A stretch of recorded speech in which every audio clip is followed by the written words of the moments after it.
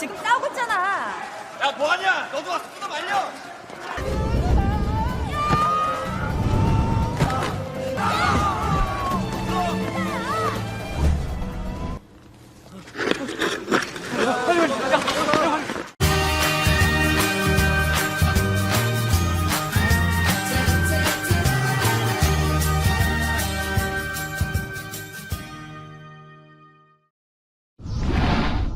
Di awal film diperlihatkan seorang gadis bernama Sohwi. Ia merupakan gadis yang punya ilmu bela diri yang tinggi yang menyebabkan ia sangat kuat. Begitu pula dengan ayahnya yang merupakan pendekar yang hebat. Pagi itu Sohwi menaiki bus untuk menuju ke acara pertunjukan drama dan ia tertegun malu-malu melihat cowok keren yang disukainya. Pentas drama Sohwi tersebut menceritakan seorang wanita kuat yang berhasil mengalahkan musuh dan melewati rintangan demi menyelamatkan pangeran. Drama ini malah terlihat seperti debus dan bukannya terhibur, penonton malah sangat kecewa karena aksinya dianggap aneh.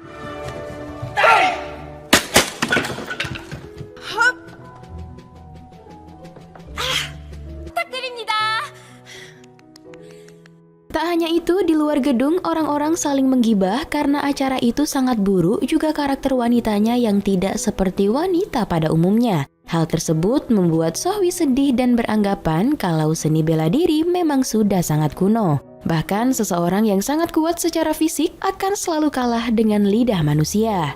Esoknya, Sohwi kembali bertemu pujaan hatinya. Ternyata mereka satu kampus. Cowok itu bernama Junmo. Ia cowok keren yang punya karakter cuek. Junmo juga tidak mengenal Sohwi dan selalu tidak memperdulikannya. Berbekal cinta, Sohwi pun mengikutinya dan memutuskan untuk ikut dalam permainan hoki agar dirinya bisa dekat dengan Junmo yang merupakan pemain hoki di kampus. Awalnya pelatih menolak hal tersebut karena dirinya adalah perempuan. Namun karena Sohwi yang sangat bersikeras, pelatih pun memberinya tugas untuk mengasah sepatu para pemain. 힘도 세고요.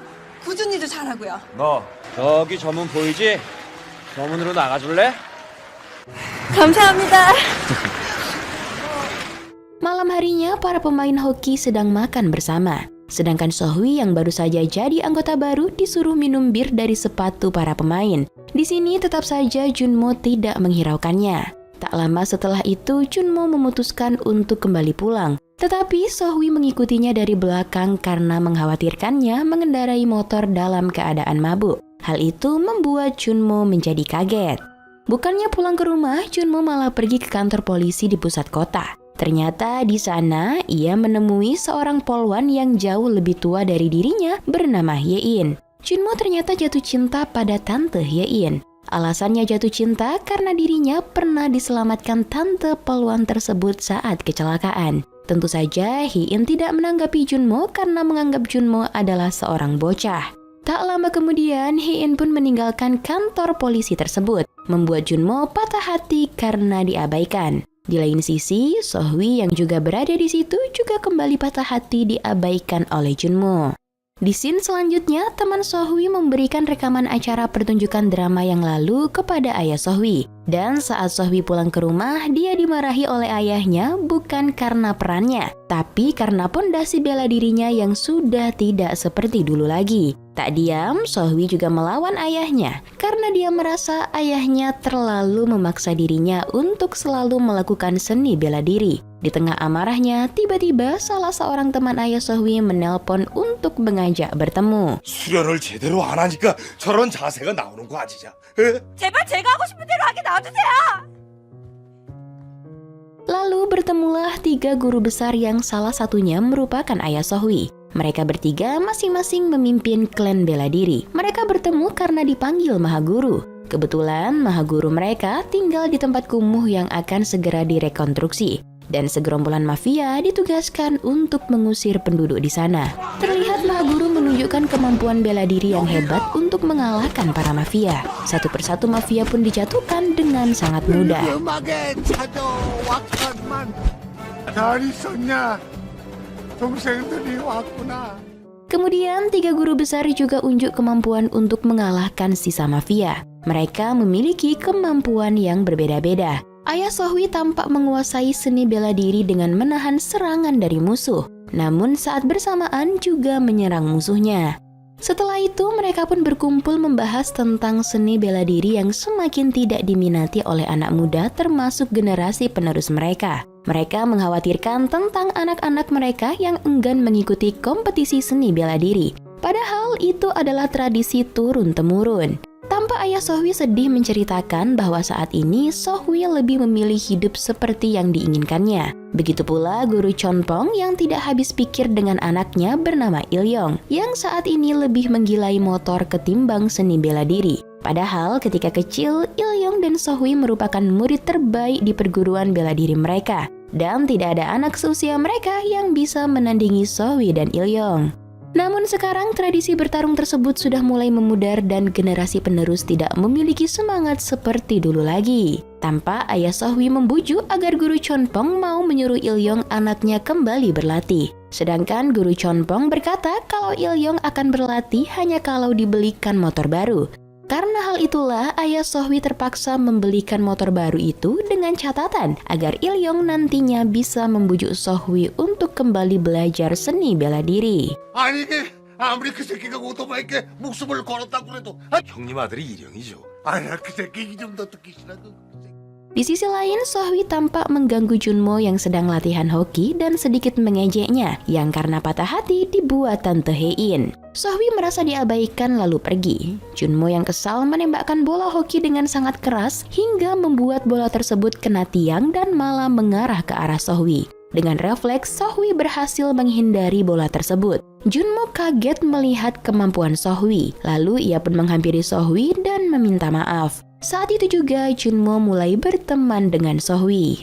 Setibanya di kelas, Sohwi melihat banyak anak cewek yang berkumpul melingkari seseorang. Sohwi terkejut, ternyata itu adalah Ilyong. Mereka sudah lama tidak bertemu. Ilyong diperlihatkan sebagai seorang cowok imut yang kekanak-kanakan. Ilyong sangat senang bertemu dengan Sohwi yang merupakan teman dekatnya sejak kecil. Karena sedang jam pelajaran, Ilyong pun berjanji menunggunya di luar sampai Sohwi selesai belajar. Sesekali, Ilyong menggodanya dari jendela. Ketika jam istirahat, mereka berjalan bersama dan Ilyong mengajak Sohwi agar kembali latihan bela diri. Namun, Sohwi tentu saja menolak karena ia sudah berjanji akan menjadi gadis seperti pada umumnya. Sohwi lalu kembali masuk kelas dan Ilyong kembali menunggunya. Mereka lalu makan siang bersama. Sohwi masih terus menolak ajakan Ilyong dan menjelaskan bahwa sekarang mereka bukan anak-anak lagi. Ilyong masih saja terus berada di kampus. Ia tampak melihat dan mengagumi motor impiannya yang tak lain adalah motor Junmo. Sohwi kembali mengunjungi klub hoki untuk melakukan tugasnya mengasah sepatu diikuti oleh Ilyong.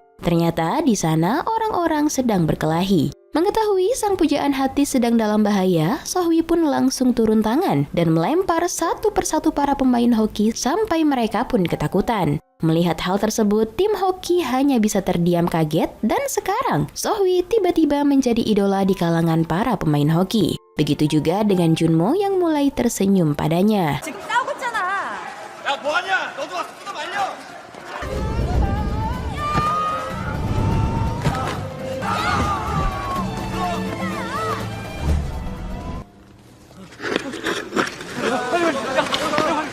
Kemudian Sohwi pun pergi ke perpustakaan dan betapa sedihnya. Ilyong harus menunggunya di luar karena ia tidak mempunyai kartu akses untuk masuk. Ilyong mencoba masuk dari jendela tapi kemampuannya tampak sudah berkurang.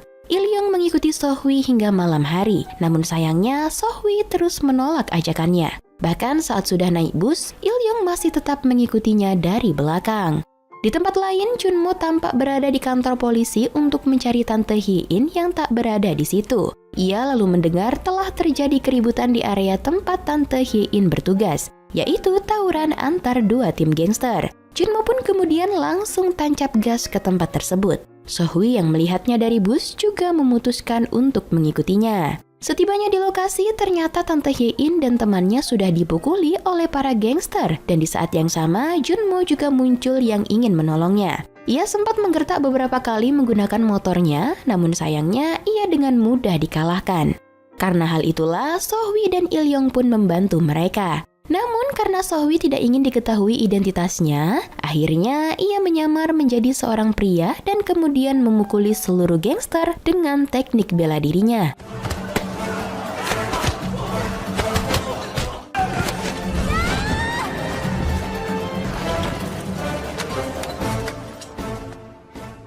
Junmo tampak mengenali Sohwi, tapi ia dan Ilyong lalu bergegas pergi. Masalah utama pun mulai muncul ketika Sohwi dan Ilyong sedang minum bersama. Sohwi mengatakan kalau akhir-akhir ini dia sering bermimpi aneh tentang dirinya yang berada di tepian jurang di atas laut, melakukan tarian pedang menggunakan pedang Green Destiny. Dalam mimpi itu, ia juga melihat Ilyong di sana. Dalam hatinya, Ilyong pun mengatakan, sesungguhnya itu bukanlah mimpi, melainkan kejadian nyata.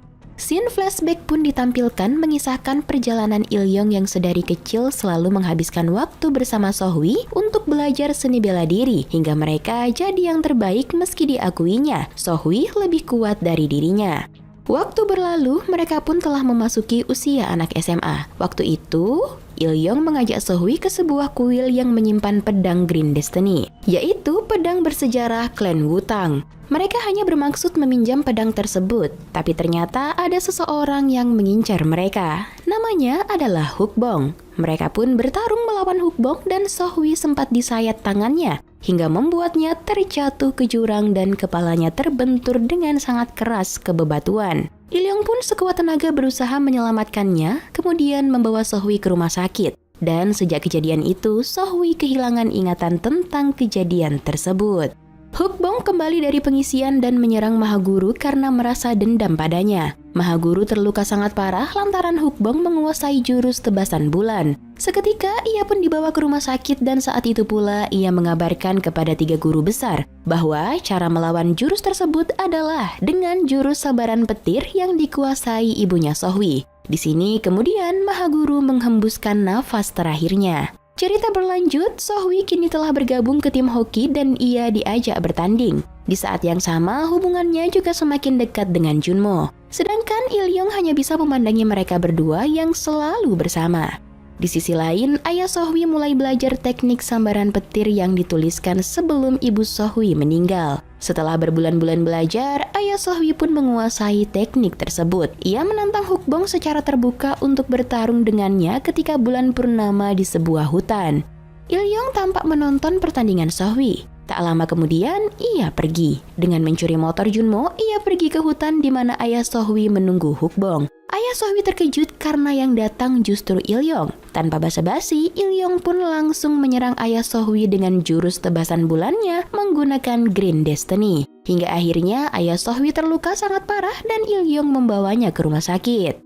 Di tempat lain, Sohwi tampak duduk berdua saling bercerita mesra dengan Junmo. Tak lama, Tante Yein datang menanggapi laporan kasus motor Junmo yang hilang. Sikap cuek Tante Yein kembali membuat Junmo patah hati. Ia pun meminta maaf pada Sohwi tentang dirinya yang tidak bisa move on dari Tante Yein.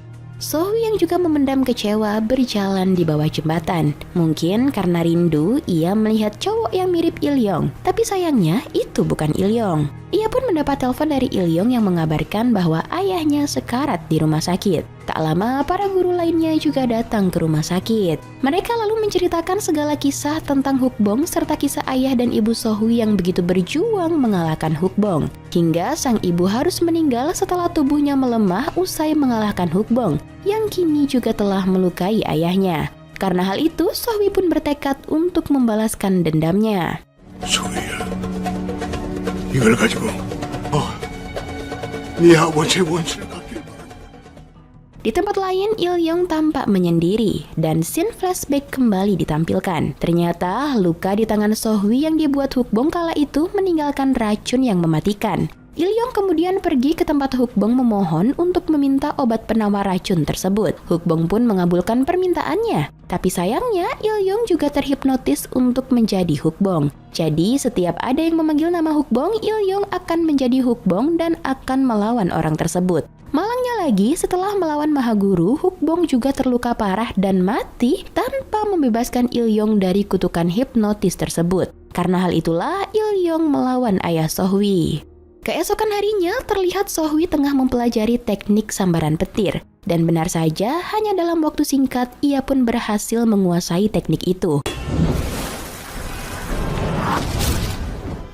Pertandingan pun tidak terelakkan. Sohwi pun berharap bisa bertemu dengan orang yang menebas ayahnya. Namun Ilyonglah yang muncul, membuat Sohwi dan para guru tersebut terkejut. Sohwi dan Ilyong kemudian bertarung menggunakan pedangnya. Sohwi yang tak mengerti tampak menahan diri. Untungnya, Il-young yang masih memiliki setengah kesadaran dapat berbicara kepada Sohwi melalui telepati bahwa ia sedang dalam hipnotis. Sambil bertarung, Il-young berkata kalau ia sedang mencari suara ketukan pedang hukbong yang bisa membebaskannya. Sementara itu, Il-young terus-terusan menyerang Sohwi. Begitu pula dengan Sohwi yang terus-terusan bertahan. Hingga akhirnya Sohwi menyerang Il-young dengan jurus sambaran petirnya. Mereka kemudian bertarung menggunakan tangan kosong sampai akhirnya Sohwi dalam posisi kalah dan sedang dicekik oleh Il-young. Dalam kondisi setengah sadar, Il-young pun terus-terusan menangis, tetapi ia tetap tidak bisa mengendalikan tubuhnya. Sampai-sampai air matanya mengenai pedang tersebut yang membuat pedang tersebut mengeluarkan suara. Tetes air matanya yang mengenai pedang itu pada akhirnya berhasil melepaskannya dari kutukan tersebut. Ia pun kemudian sangat berterima kasih kepada Sohwi. Sohwi juga kini telah mengingat segalanya, dan tak lama setelah itu Il-young pun jatuh pingsan. 네가 마음속으로 하는 말을 듣고 알게 됐어. 네 마음속 소리. Di rumah sakit, tampak ayah Sohwi telah sadarkan diri yang membuat Sohwi sangat bahagia. Di ruang lainnya, Junpong sedang menyuapi Il-young putranya sambil memarahi sang anak. Il-young lalu terfikirkan tentang Sohwi yang bisa mendengar suara pikirannya lewat telepati. Dan kelak ia ingin mengungkapkan perasaannya bahwa ia selama ini mencintai Sohwi sambil tersenyum kasmaran. Yap, dengan begitu film pun tamat. Film bergenre action komedi romantis ini alurnya sangat ringan untuk diikuti. Sang sutradara Kwak Jae-young lagi-lagi membuat film yang menggambarkan tokoh wanitanya kuat dan karakter prianya lemah seperti hitsnya film My Sissy Girl yang berhasil mendobrak box office di sejumlah negara. Plot film Kwak Jae-young dibangun oleh kedua tokoh utamanya dengan adegan-adegan yang menyentuh dan momen yang manis. Tak lupa dengan adegan konyol yang membuat perut penontonnya tak bisa berhenti ketawa. My Mighty Princess sesuai dengan judulnya, yang berarti putriku yang perkasa, betul-betul menunjukkan kekuatan wanita yang agak menyeramkan sih kalau memang beneran ada di dunia nyata. Mungkin jarang ya laki-laki tertarik dengan perempuan perkasa. Karena biasanya laki-laki pasti mengidamkan sosok perempuan yang kemayu dan lemah lembut. Lewat film ini yang menyuguhkan cerita ringan, kita juga dibuat belajar kalau bela diri itu sebenarnya sangat penting terutama wanita. Sekalipun di Indonesia tidak ada mafia-mafia seperti yang ada di film ini, tapi untuk melindungi diri dari kejahatan pria, ilmu bela diri itu bisa jadi senjata utama kita untuk melawan. Lewat film ini juga perempuan diajarkan untuk jangan mengejar lelaki yang tidak menyukai kita. Para penonton dibuat nyesek melihat perlakuan Junmo pada Sohwi yang tidak pernah memperhatikannya. Siapa nih yang senasib dengan Sohwi? Rilis pada tahun 2008, My Mighty Princess cukup pas menjadi sajian untuk penonton yang gabut dengan durasi film yang tidak lama, yakni hanya 122 menit. Film ini rupanya sempat ditunda selama 2 tahun perilisannya. Namun setelah rilis, film ini berhasil mendapatkan keuntungan sebesar 162,256 US dollar. Film ini juga berhasil menduduki peringkat 8 box office dengan jumlah penonton 14,988 ribu saat pemutaran perdananya berlangsung. Para aktor dan aktris yang memerankan film ini yaitu Shin Min-ah, On Ju-won, Yoo Gon, Choi Jae-sung, Lee Dae-gun, Kim Hyung-il dan banyak lainnya yang tidak bisa disebut semuanya berhasil menyukseskan film ini dengan keprofesionalannya masing-masing. Dan masuk pada penilaian, Biro Perfilman UBR Media memberi rating film My Mighty Princess 6,6. Like dan share ke teman-teman tersayangmu agar mereka juga ikutan nonton film keren ini. Dan jangan lupa subscribe channel UBR Enthusiast. Terima kasih banyak dan bye-bye.